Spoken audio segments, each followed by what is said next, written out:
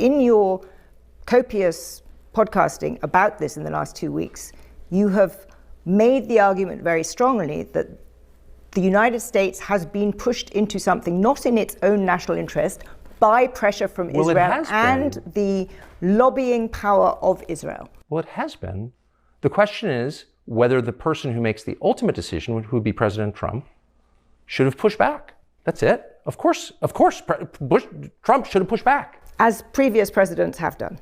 To some extent, some very limited extent. George W. Bush didn't push back. We wound up in the Iraq War, and now everyone pretends, oh, that had nothing to do with Israel. I was there. I was talking to Bush. That's not true. That's a lie. And that's why it's so important, from my perspective, to say out loud what is true before history is rewritten and disappears. Very clear. And it's lying, and it gets us here. Because we say, oh, no, lobbying efforts had no effect. Really? We say that about our pharmaceutical policy? No.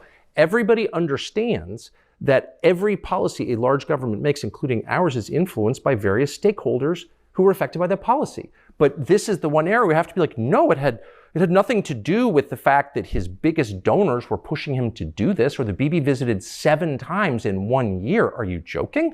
I'm not going to play along with the lies anymore. I don't hate Jews. So why did we do this when we did it? Because Israel wanted to do it. They chose the timing here. No one disputes that.